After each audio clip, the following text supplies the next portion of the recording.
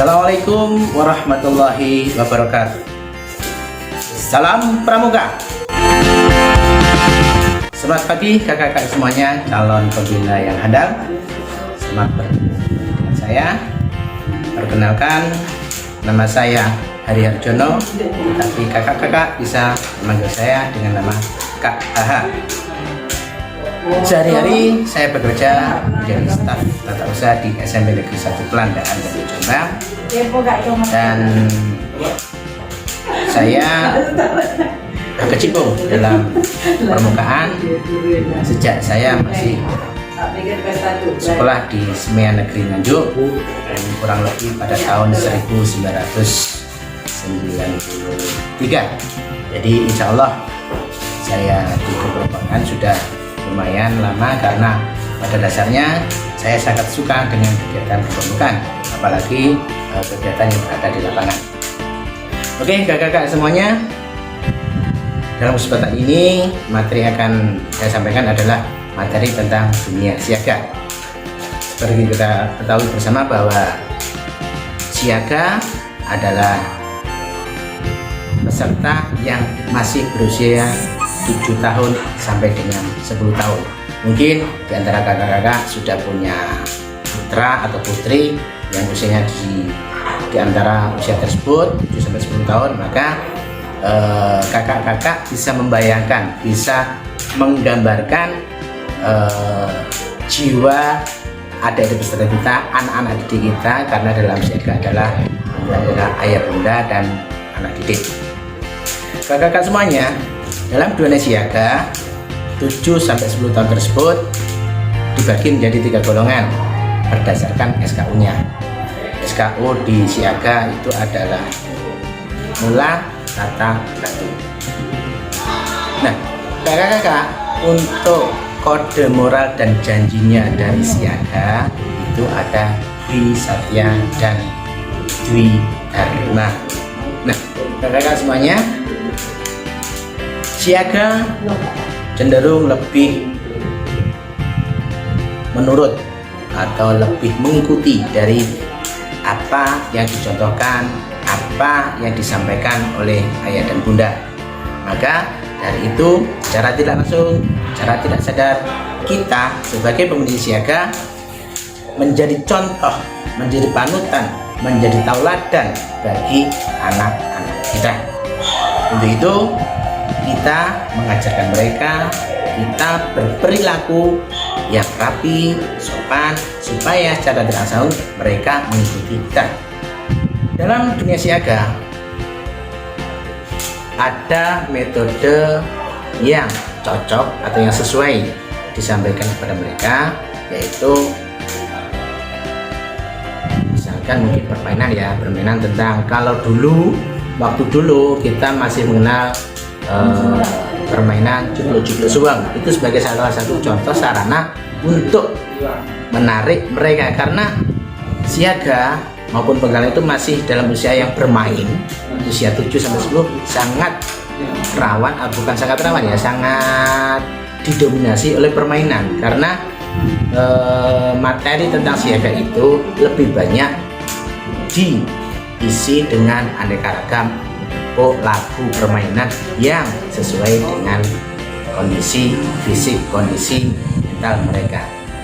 Untuk permainan yang sederhana, dulu kita mengenal jubluk-jubluk suweng. Di tengah malam bulan purnama, berada di tengah lapangan, di halaman yang luas, kita bermain diterangi oleh terangnya indahnya cahaya bulan purnama. Walaupun sekarang sudah tidak ada lagi karena didominasi oleh gadget ataupun HP, sosmed dan sebagainya, maka mari kita ajak anak didik kita untuk kembali mengenal budaya kita, budaya tentang permainan-permainan tradisional yang cocok dengan usia mereka. Seperti yang saya katakan tadi, misalnya jubluk-jubluk suweng, kita kemas, kita kreasikan sesuai dengan zaman sekarang, tetapi tetap menarik perhatian mereka. Nah, kemudian juga karena siaga itu masih mula masih awal, maka tanda jabatan atau tanda redunya atau tanda barung ya, kalau dalam siaga itu namanya adalah barung, kalau dalam penggalang adalah regu. Nah, barung ini terdiri dari 5 sampai 10 orang anggota peserta siaga. Karena mereka masih siaga, nama barungnya berdasarkan warna. Ada warna merah, putih, hijau, biru, dan sebagainya. Nah, kemudian kakak-kakak semuanya,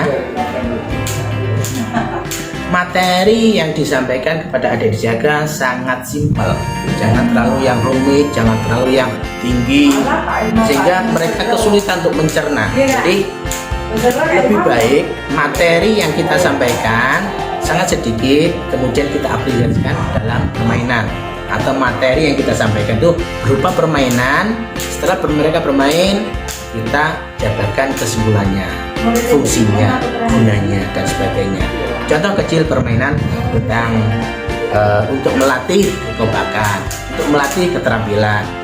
Kita bermain mungkin tikus dan kucing.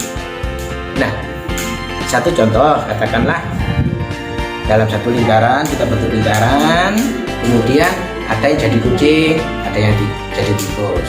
Nanti yang jadi tikus itu nanti mengejar, yang jadi tikus itu dikejar oleh sang kucing. Kalau tertangkap kaki dan sebagainya.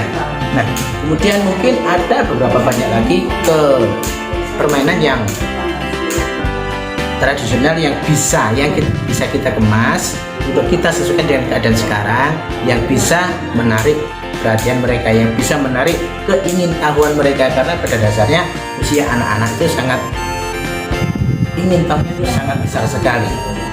Mungkin kita bisa bermain tentang pelajaran, kita masukkan saja contohnya pelajaran tentang bahasa. Kita bisa bermain tentang pantun yang sederhana, dan kita bisa belajar contohnya matematika. Katakanlah mungkin usia siaga itu mungkin kelas 1 sampai kelas 3 lah misalkan.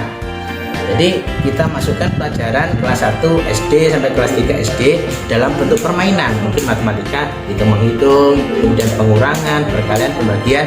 Kita kemas secara apik, kita kemas secara simpel, sehingga secara tidak langsung kita bisa bermain dan belajar bersama adik-adik kita, walaupun sekarang masa pandemi ya mungkin tidak bisa cara tatap muka, tetapi dalam permukaan bisa menggunakan mungkin yang masih di bawah standar boleh berkumpul, misalkan mungkin 5 atau 6 orang anak, kita kumpul jadi satu, ring, kemudian kita perlukan cara bermain itu siaga. Kemudian mungkin penjelajahan ini, kalau penjelajahan yang jaraknya sangat jauh tidak sesuai dengan usia mereka, karena penjelajahan agak yang jauh itu mungkin ranahnya adalah penggalang, maka kita bisa mencoba penjelajahan secara minimal mungkin beberapa menit. Kemudian dalam penjelajahan tersebut kita taruh mungkin semacam barang, benda, yang kemudian kita bermain mencari benda tersebut. Nah, benda tersebut merupakan reward atau bonus untuk mereka. Misalkan mungkin benda tersebut bisa permen, kemudian mungkin bisa alat tulis, buku, dan sebagainya, pensil, yang bisa memotivasi mereka untuk bermain, bisa memotivasi mereka untuk berkompetisi, sehingga suasana latihan pramuka bisa hidup, sehingga mereka bisa senang, bisa kemudian terhibur juga, menarik juga, dan juga tidak kalahnya bisa menanamkan rasa-rasa persaudaraan, rasa kerjasama dengan sesama anggota baru, dan sebagainya.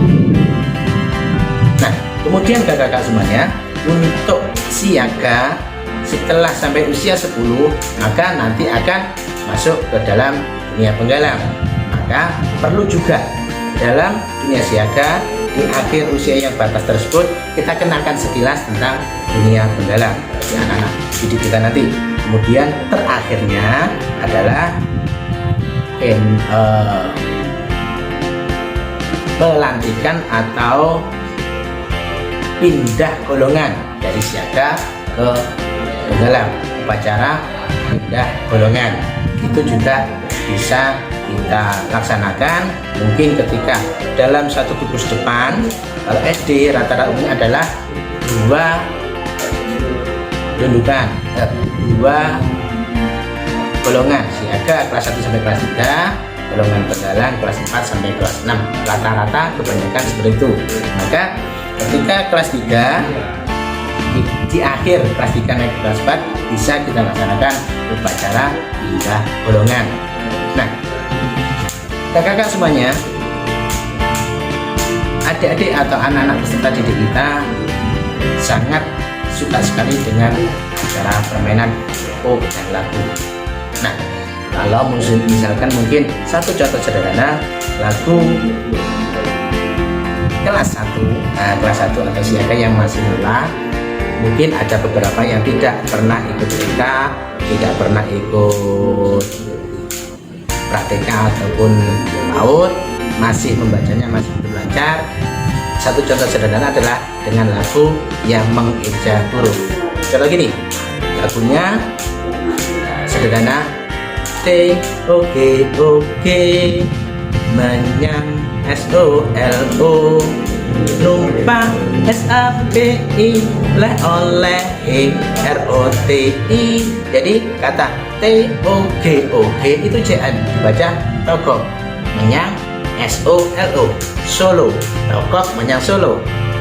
Numpak S A P I, numpak sapi, leh oleh R O T I, roti. Jadi togok menyang Solo, numpak sapi, leh oleh roti. Itu bisa kita praktekkan. Itu hanya contoh sederhana.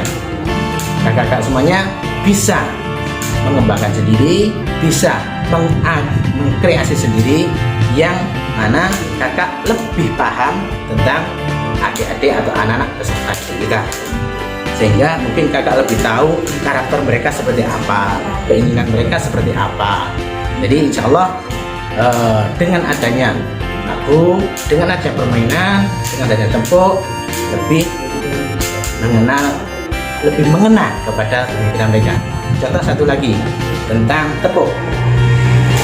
Seperti kita ketahui bahwa dulu ketika kita masih kecil, kita ada yang mengenal bagaimana sih, siapa sih yang membuat sabit arit. Kalau sekarang mungkin anak-anak tidak tahu, maka perlu kita mengenal budaya kita, budaya leluhur kita.